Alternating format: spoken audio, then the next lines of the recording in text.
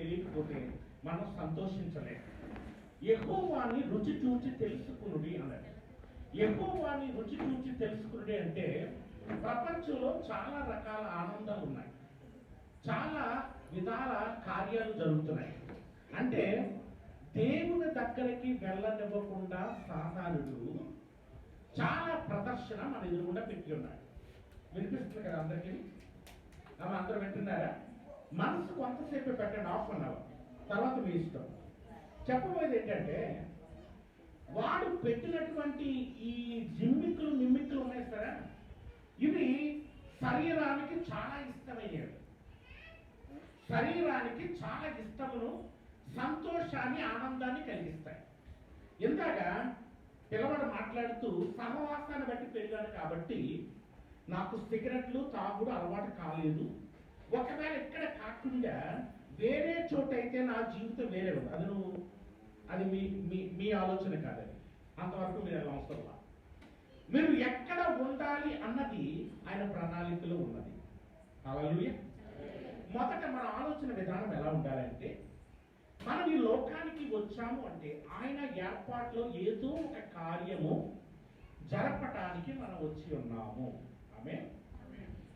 మనం ఒక తోట యజమానిగా ఉన్నట్లయితే ఆ తోట మారి అందులో వేసే మొక్కలను సరదాగా వేయడు, దాని నుండి ఫలాన్ని ఆశించి ఆ మొక్కలు వేస్తాడు కదా.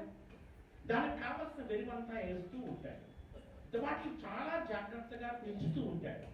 సంఖ్యలు వేస్తాడు, నెట్ట వేస్తాడు, కాపుదలు ఇస్తాడు, దానికి కావలసినటువంటి పెంట, నీరు అన్ని కూడా వేస్తాడు. కారణం ఏమనగా అతనికి సరదాతో చేయట్లా, అతడు దాని నుండి ఏదో కోరుకుంటున్నాడు. హల్లెలూయా. మన నుండి దేవుడు ఏదో కోరుకుంటున్నాడు కనుక ఇక్కడ నేను ఉన్నాను కాబట్టి ఇలా, అక్కడ ఉన్నాను కాబట్టి అలా కాదు. నువ్వు ఎక్కడ ఉండాలి అన్నది ఆయన నిర్ణయంలో ఉన్నది. ఆమేన్. ఆయన నిర్ణయంలో ఉన్నది అన్నప్పుడు నువ్వు వచ్చినప్పుడు నువ్వు యెహోవాను బట్టి సంతోషించగలవు. అమ్మా మెల్ల చూడండి, బైబిల్ తర్వాత అందరూ ఎలా చూడండి, చూస్తే వెళ్తారు మీకు లోపలికి. యెహోవాను బట్టి ఆనందించడం అంటే యెహోవా ఎలాగ తెలుస్తాడు అన్నది నేను 2 భాగాలుగా విభజించాను, అది చెప్పాలని అనుకుంటున్నాను. ఈ పాఠం పేరు ఏంటంటే దేవునిచే ఉపదేశించబడిన వాడు ధన్యులు. దేవునిచే. అమ్మా మత్తయి సువార్త 5వ అధ్యాయం తీయండి. మత్తయి సువార్త 5వ అధ్యాయము, అక్కడ ఒక మాట చదువుతాయి.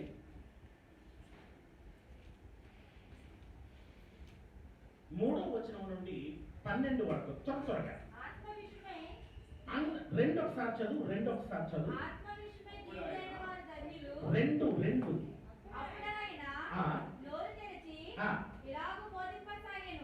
ఒక నిమిషం. ఆయన నోరు తెరచి ఇలాగ బోధించట ఒకటి ఏముంది? ఆయన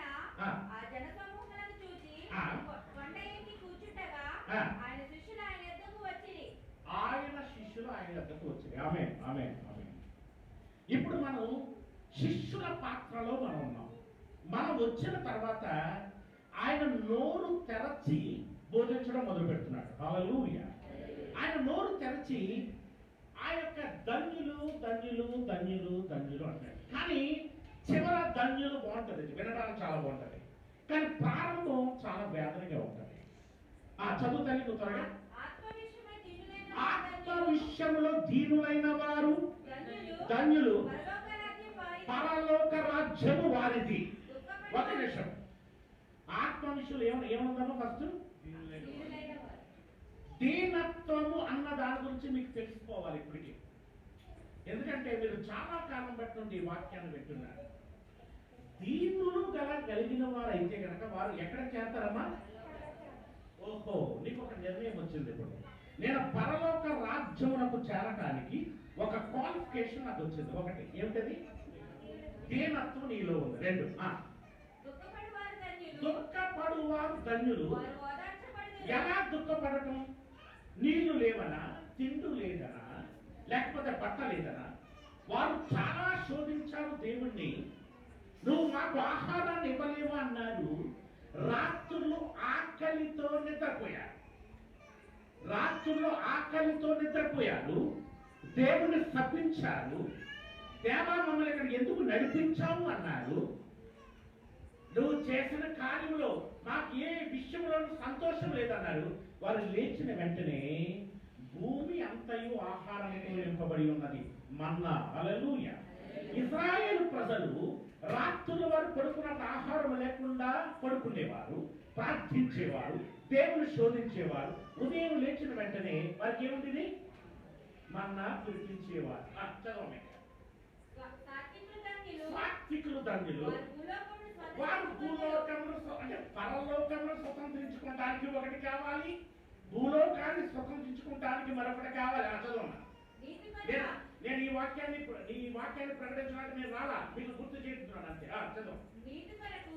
నీతి కొరకు ఆకలి తప్పులు గలవారు ధన్యులు. ఈ అనుభవం ఎప్పుడైనా మీకు వచ్చిందా? నీతి కొరకు ఆకలి తప్పులు, నీతి కొరకు ఆకలి తప్పులు. మనం ప్రతిసారి కడుపు నిండా తింటున్నాం, ఆకలి దప్పిక మనకు లేదు అంటే మనం నీతిగా ఉన్నామా లేదన్నది ఆలోచింప చేస్తుందా? చదవమా. కనికరము గలవారు ధన్యులు, వారు మీరు కనికరము పొందలేకపోతున్నారంటే మీరు కనికరము లేని వారిగా ఉన్నారా? చదవమా. హృదయ శుద్ధి గలవారు ధన్యులు, మీరు యొక్క దేవుని చూడలేక ఉన్నారంటే మీ హృదయంలో శుద్ధి లేదన్నమాట. సమాధాన పరచబడు ధన్యులు, వారు దేవుని కుమారులు. మంచిది. ఇంకా నీతి నిమిత్తము హింసించబడిన వారు ధన్యులు, పరలోక రాజ్యము. ప్రియ దేవుని బిడ్డలారా, మత్తయి సువార్త 5వ అధ్యాయము మొదటి 12 వచనాలు మీరు ఇంటికి వెళ్ళి చదువుకోండి. ఈ క్వాలిఫికేషన్స్ కనుక మీకు ఉన్నట్లయితే మీరు దేవుని చేత బోధించబడినటువంటి బిడ్డలు, మీరు ధన్యులు. హల్లెలూయా. మీరు దేవుని చేత బోధించబడినటువంటి బిడ్డలు అయితే ఈ క్వాలిఫికేషన్స్ అన్ని కూడా మీకు ఉండాలి. ఇవి ఉన్నప్పుడే దేవునితో మీరు సంబంధాన్ని కలిగి ఉంటారు. ఒకవేళ ఇవి లేకుండా మీరు దేవుని కలిగి ఉన్నారు అంటే గనక అది అబద్ధం. మీ ప్రార్థన దేవుడు వినడు, మీకు ఏ కార్యములు దేవుని నుండి జరగవు. కారణం ఏమనగా అందుల వలె మీరు జీవిస్తూ ఉంటారు, అందుల వలె మీరు అభివృద్ధిలోకి వస్తూ ఉంటారేమో కానీ ఆత్మలో మీరు ఎదగలేదు. సుధాకర్ అన్నాడు కదా, ఆత్మలో ఎదుగుదల కావాలి.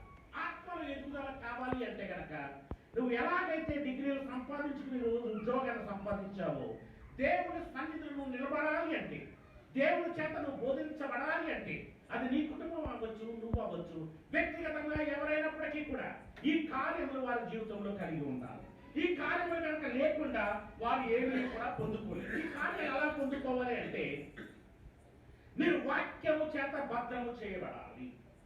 మొదటి యోహాను 3వ అధ్యాయం 9వ వచనం చదవము త్వరగా. మొదటి యోహాను, దేవుని మూలముగా పుట్టిన ప్రతి వానిలో ఆయన బీజము నిలుచును, ఆయన వాక్యము నిలుచును, ఆయన ఆలోచన నిలుచును, ఆయన ఆత్మ నిలుచును, ఆయన ఉద్దేశము నిలుచును, ఆయన సంకల్పము నిలుచును, ఆయన చిత్తము నిలుచును, ఆయన మనస్సు నిలుచును. చదవమా. కనుక వాడు పాపము చేయడు, వాడు దేవుని మూలముగా పుట్టినవాడు కనుక పాపము చేయజాలడు. దీనిని బట్టి దేవుని పిల్లలెవరు, అపవాది పిల్లలెవరు? చాలు, మంచిది దేవుని బిడ్డలారా.